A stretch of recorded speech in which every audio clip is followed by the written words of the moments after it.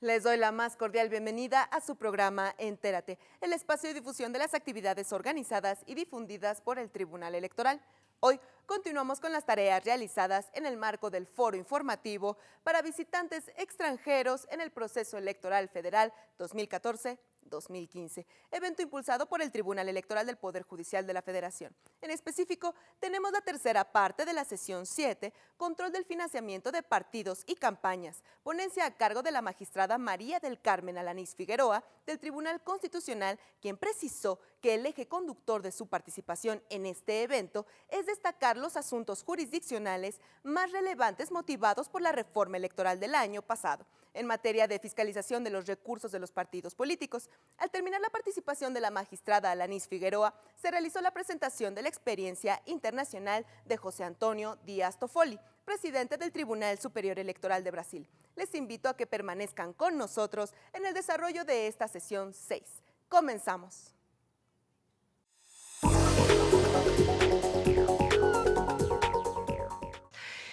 Voy a tocar algunos puntos interesantes sobre estos aspectos fundamentales de la reforma y qué ha pasado. Obligación de los precandidatos para presentar informes de precampaña. Tuvimos muchísimas impugnaciones.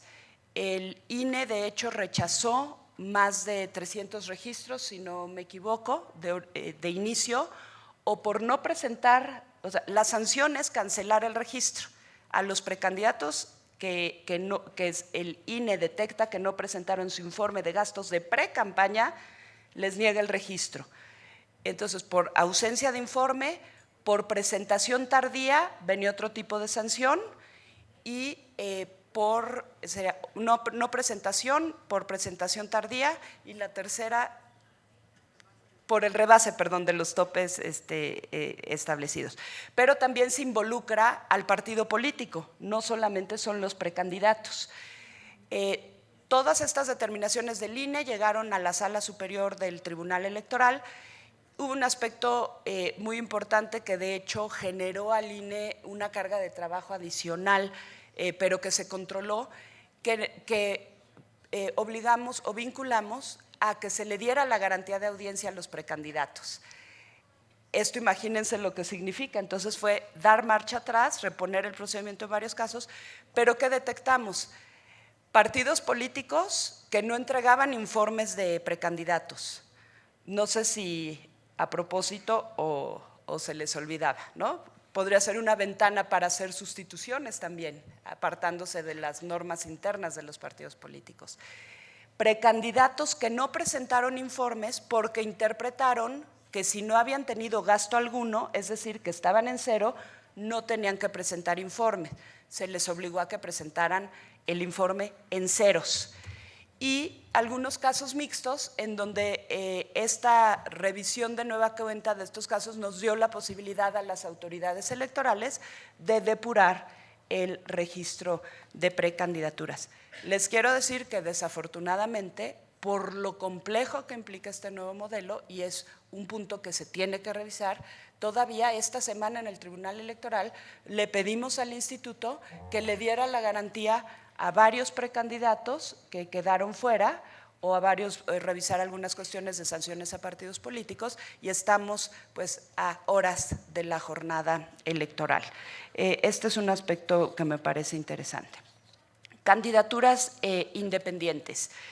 De aquí yo destacaría algo que acabamos de resolver en el tribunal y que todos los miembros de autoridades electorales en Latinoamérica que manejamos recursos públicos en financiamiento para candidatos, sabemos perfectamente lo que significa el modelo de prevalencia del financiamiento público sobre el financiamiento privado.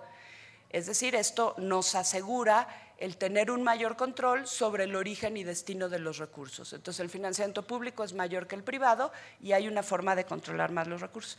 Pero viene el dilema de los candidatos independientes. Pareciera que en muchos sistemas en donde no se había reconocido, recientemente se está reconociendo esta figura, que es reconocer un derecho humano que tenemos todos los ciudadanos y ciudadanas. La reglamentación se hace para a toda costa evitar que lleguen candidatos independientes. Se han declarado inconstitucionales requisitos que exigen las leyes para las candidaturas independientes, como el porcentaje de firmas de apoyo, como copias de la credencial para votar cuando ya se tienen todos los tipos de registros. En fin, no me detengo, me voy al financiamiento.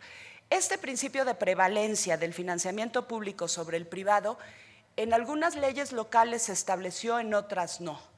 Llegaron casos al Tribunal Electoral y ya tenemos tesis, un caso del Distrito Federal y un caso de Nuevo León, en donde se cuestionó y se consideró inconstitucional e inconvencional aplicar ese principio a los candidatos independientes, porque tienen el mismo tope de gastos de campaña que los candidatos de partido político, pero y el financiamiento público que tienen es mínimo. Entonces, el financiamiento público que corresponde como al 1%, yo creo, de lo que pudiera tener un partido, es el 20% de lo que tiene un partido de nuevo registro, pero se divide entre todos los candidatos independientes. El financiamiento público es mínimo. Y si debe de ser menor el financiamiento privado que el público, entonces estarían en condiciones de financiamiento muy desiguales que los candidatos de partido político. La Sala Superior resolvió que el principio de prevalencia de financiamiento público sobre el privado no aplica a candidatos independientes. Esto se resolvió hace 2 semanas para el Distrito Federal y hace una semana o esta semana para el estado de Nuevo León, en donde evidentemente en Nuevo León tenemos una candidatura a gobernador y en el Distrito Federal estamos hablando de candidatura a jefe delegacional. No pudimos aprobar jurisprudencia, necesitamos 3 casos, porque el de Nuevo León, que eran dos casos, se tuvo que acumular porque impugnaban el mismo acto de la misma autoridad. Entonces, acumulados cuentan por 1. Entonces, nos quedamos a un caso de sentar jurisprudencia. Pero este es un principio que cambia radicalmente la concepción la aplicación del principio de prevalencia en casos de candidaturas independientes. El rubro de la tesis, para quien les interese, es candidaturas independientes, no les es aplicable el principio constitucional de prevalencia del financiamiento público sobre el privado que corresponde a partidos políticos. Rubro de tesis, perdón. Causales de nulidad. Ya lo señalaba el consejero Benito Nasif, están previstas ahora en la Constitución, en el artículo 41, y señala la Constitución que la ley establecerá el sistema de nulidades de las elecciones federales o locales por, y este es un cambio, violaciones graves, dolosas y determinantes. Ahí hay 3 condiciones que como juzgadores tenemos que acreditar: graves, dolosas y determinantes. Y los abogados sabemos que son 3 condiciones muy difíciles de probar. Y los supuestos: cuando se excede el gasto de campaña en un 5% del monto total autorizado, cuantitativo, eso no tiene problema. Se compre o adquiera cobertura informativa en tiempos en radio y televisión fuera de los supuestos previstos en la ley. Si este es un supuesto no directamente vinculado con el financiamiento, pudiera tener alguna relación después. Reciban o utilicen recursos de procedencia ilícita o recursos públicos de las campañas, no está sujeto a un porcentaje, esto puede ser directo y contundente. Luego, dichas violaciones deberán acreditarse de manera objetiva y material. Tenemos que ver qué es objetiva y material. Prueba. Se presumirá que las violaciones, o sea, indicios, que las violaciones son determinantes cuando la diferencia entre la votación obtenida entre el primero y el segundo lugar sea menor al 5%. Entonces tenemos 2 condiciones para la nulidad: que el rebase sea de más del 5% o más, que la diferencia entre el primero y el segundo lugar sea de 5 o menos puntos porcentuales, pero la propia Constitución nos está señalando que se presumirá que las violaciones son determinantes cuando la diferencia será de menos 5. Entonces, estamos hablando de presunción. ¿Qué quiere decir? Es lo que tendremos que ver ya el caso concreto, si tendrá que haber otras situaciones, condiciones, irregularidades, violaciones, en fin, que nos lleven a la convicción de la violación de principios constitucionales que lleven a la nulidad de la elección. Antes de referirme a los casos, si es que me diera tiempo, si no, luego se los comparto tomándonos un café, quisiera, para terminar con el esquema de los retos que tenemos enfrente, señalar otros aspectos que me parecen fundamentales. Las pruebas. Ya nos dieron los tiempos en el Instituto Nacional Electoral para la entrega de los informes de gastos de campaña. Nunca hemos tenido ni de autoridad federal ni de autoridades locales los informes, porque no estaba prevista la obligación, obviamente, antes de que tuviéramos que calificar una elección. La reforma y los tiempos que ahora se establecen es para eso, para que el Tribunal Electoral, en caso de que se impugne la validez de la elección por este supuesto, deba contar con el caudal probatorio necesario para hacer la revisión correspondiente. Ya nos daban los plazos muy reducidos, pero nosotros no podemos resolver hasta después de que tomen posesión. Entonces, eso es fundamental. De hecho, este modelo de fiscalización y las consecuencias que es la nulidad responde a estos casos emblemáticos en elecciones anteriores, en donde si bien se denunciaba el rebase de topes de gastos de campaña, y esto es auditable, verificable en las sentencias, todo es público, lo cierto es que no contamos con los elementos probatorios que acreditaran, por ejemplo, en la elección presidencial, el rebase de más del 100% de campaña que se denunció. De hecho, los informes se cerraron ya tiempo después de que se había declarado la validez de la elección. Resolvimos con todo el cúmulo probatorio que se tenía en ese momento. Las quejas continuaron y quiero decirles también que lo que resolvimos después, 2 años después de la elección presidencial, en cuanto a los agravios planteados y pruebas aportadas, no variaron mucho de lo que se impugnó durante la elección presidencial. Entonces, también es un tema de capacidad de las autoridades para procesar el cúmulo probatorio, que muchas veces no es el eficaz o el apropiado para demostrar lo que se está denunciando. Entonces, el tema de la acreditación en la demanda es fundamental. La Ley General de Instituciones y Procedimientos Electorales establecen, como ya lo vimos, el sistema de contabilidad en línea, que agiliza muchísimo todas estas operaciones.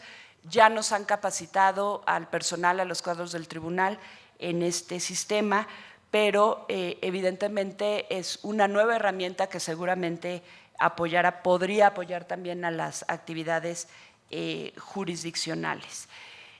Y el tema de la acreditación de la falta como supuesto para llegar a anular una elección, me parece que es fundamental y ahí yo culminaría. El rebase del 5%, la diferencia entre el primero y segundo lugar y la determinancia. Pero no nos podemos quedar ahí porque la ley establece otras condiciones, esto es Constitución, violaciones graves, dolosas y determinantes, la acreditación de manera objetiva y material, y también se establece que cuando se acredite o se dé un supuesto de nulidad de elección, no impide, participar a la persona sancionada. Hubo un proyecto en donde se establecía que era el partido sancionado, y entonces aquí también es una situación interesante. Y se entiende, así lo señala la ley, por violación grave la afectación sustancial a los principios constitucionales que pongan en peligro el proceso electoral y sus resultados. Algo subjetivo, ¿verdad? Conductas dolosas, las realizadas con pleno conocimiento de su carácter ilícito, intención de obtener el efecto indebido. ¿Qué les quiero decir con todo esto? Que si bien es un modelo que se transforma de manera muy importante, tanto para la fiscalización como los efectos, si hubiera irregularidades en el tema del financiamiento, rebase de topes, origen ilícito, etcétera, quedará a la determinación del Tribunal Electoral, determinación final del Tribunal Electoral, Sala Superior del Tribunal Electoral del Poder Judicial de la Federación. Pero si no hay las pruebas contundentes que acrediten esta gravedad, este dolo y la determinancia por la violación y afectación a los principios constitucionales de una elección democrática, vamos a estar en los mismos escenarios en que hemos estado cuando se solicita la nulidad de una elección sin la suficiente acreditación de las conductas irregulares denunciadas.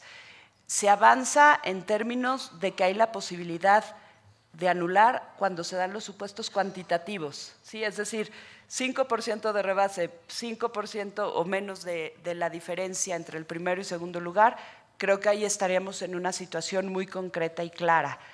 Pero en los otros supuestos que te exige la prueba, me parece que tenemos un reto enfrente en el Tribunal Electoral del Poder Judicial de la Federación. No me referiré a los casos en particular, a quien le interese puedo compartírselos. Lo que sí les puedo decir es que ha habido distintas formas de calcular la determinancia o la afectación al proceso electoral, por ejemplo, en elecciones pasadas en el Distrito Federal, en donde el Consejo General del Instituto Electoral del DF dijo: X candidato rebasó el tope de gasto de campaña, ya estaba prevista la causal, rebasó el tope de gastos de campaña en un 20%, ¿sí? Calcula el costo, lo que le costó a ese candidato el voto en su campaña con el rebase. Entonces hace una operación aritmética de dividir lo que gastó entre los votos obtenidos. Tiene el costo del voto. El dinero que rebasó lo traduce en votos y se lo agrega al segundo lugar. Entonces dice, con esto, si hubiera gastado y hubiera obtenido estos votos, ven si hubiera cambiado el resultado de la elección. Entonces, si no cambiaba el resultado de la elección, entonces no es determinante. Tuvimos un caso, sigo en esa línea, en que dijeron si es determinante y se anula. Pero al momento de concluir la revisión de gastos, resulta que el segundo lugar también había rebasado en un 20 y tantos %, similar. Lo más curioso es que no era esta integración de la sala del tribunal. Se dijo, bueno, pues los dos violaron, ya se balanceó y no declaró nula la elección. Y entonces hay un voto minoritario bien interesante, un voto particular que dice, perdón, es que aquí se acreditó la doble violación, o sea, el vicio en la elección sí estaba acreditado. Estos son los dilemas con los que nos enfrentamos y espero haber podido transmitir a ustedes lo que significa este enorme reto conjunto del Instituto Nacional Electoral y del Tribunal Electoral para estas elecciones. Muchas gracias.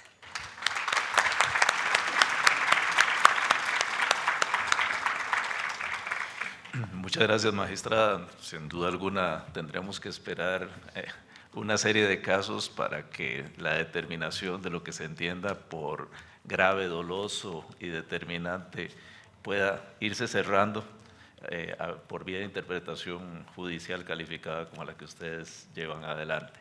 A continuación y con mucho gusto dejo en el uso de la palabra al presidente del Tribunal Superior Electoral del Brasil. Presidente. Buenos días a todos, a todas. Es un placer, un honor estar acá con todos, muchos amigos presentes de otras elecciones, de otras conferencias. Agradezco a los organizadores del evento, al INE, al Instituto, al Tribunal Electoral y la Fiscalía Electoral por esta grande oportunidad de conocer un poco más de los sistemas mexicanos y de intercambiar realidades de varios países acá presentes. Empiezo haciendo un resumo de mi presentación que se podrá después distribuir a todos los presentes por razones de tiempo. Entonces, me gustaría, por primero, destacar que en este tema de financiamiento de partidos y de candidaturas, o que está en el centro del debate debe de ser ¿qué financia la democracia? Es de esto que se trata. Gustaría de, al hablar de este tema, traer algunos datos de Brasil, pero primero gostaria de hacer una rápida presentación de cómo nosotros nos organizamos. Voy a ver si... Sí, ahí está. El Brasil es un país que es una república presidencialista. La organización de todas las elecciones, como la responsabilidad de juzgar los casos, hechos y juicios que se presentan durante las elecciones, como también la calificación de las candidaturas y el resultado de las elecciones son todos organizados pelo Poder Judicial en Brasil. Como en la sesión anterior habló el magistrado presidente del Tribunal Calificador de Chile, el magistrado ministro Patricio, en Brasil todos los órganos están juntos en la Corte Electoral. Somos un Tribunal Superior Electoral. Tenemos 27 tribunales regionales electorales, un para cada estado y el Distrito Federal, que es Brasilia, la capital federal. Tenemos 5.568 municipios con 3.033 divisiones electorales para todos estos municipios. La justicia electoral no tiene magistrados propios. Los magistrados de la justicia electoral son temporários. Nos quedamos no máximo 4 años seguidos en la presidencia de la Corte, no más que 2.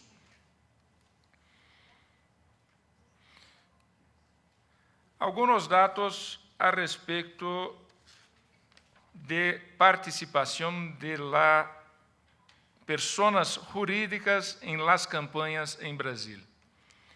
Diverso do que falou a magistrada Alanis, em Brasil não há topes para os gastos de campanhas, nem para partidos, nem para candidatos. Então, este é um grande problema em nosso país.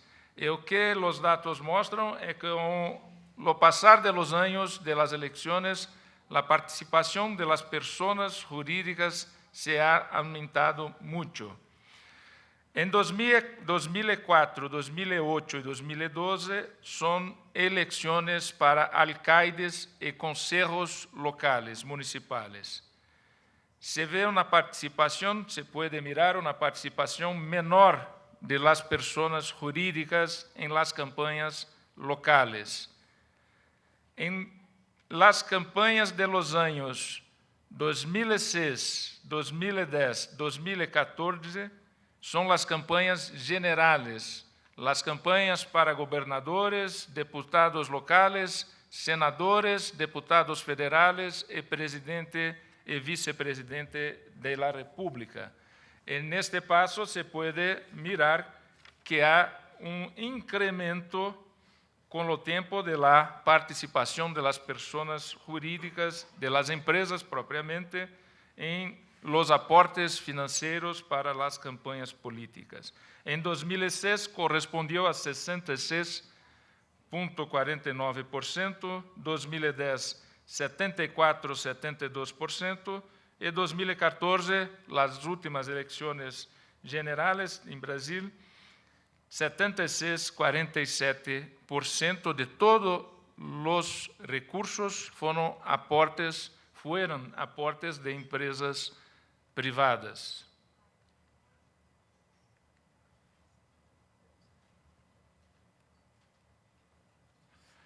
Este slide muestra el resultado específico de las elecciones de 2014 y los ingresos de las personas jurídicas.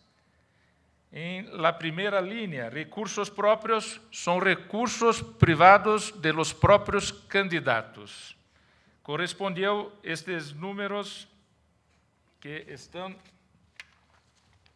en dólares para una mejor comprensión. Recursos propios de los propios candidatos correspondió a 9,4% de todos los gastos de las campañas generales en Brasil en 2014.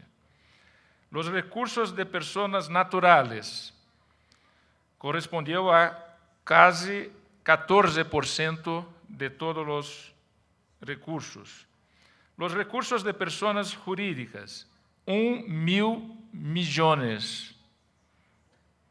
1.000.210.669.738, o que correspondió en las campañas generales a 76,5% de todos los ingresos para las campañas electorales.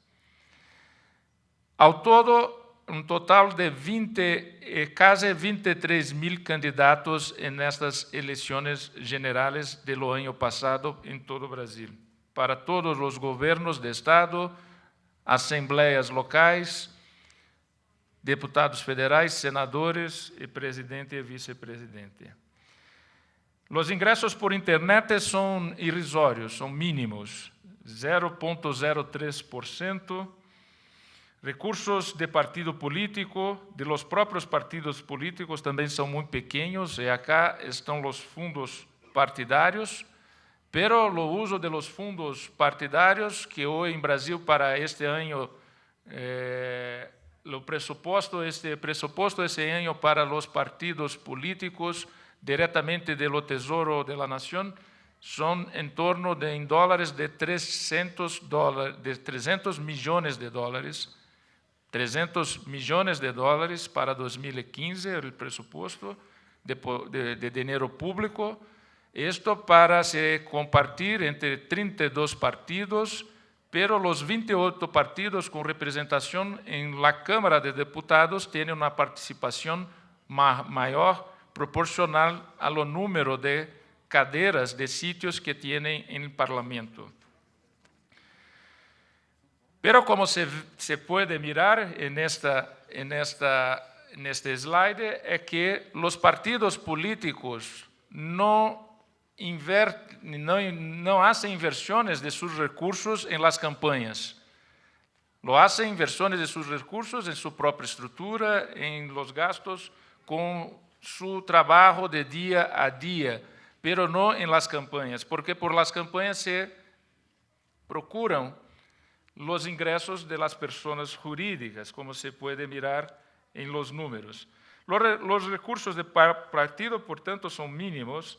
La venta de bienes para los militantes partidarios también no representa nada. Recursos de otros candidatos o comités también muy pequeños. El total de los gastos, de los ingresos y gastos en la campaña de 2014, del año pasado, en dólares, correspondió a 1.583.083.194 dólares. En reales, son 3.000 millones de reales, casi 4.000 millones de reales.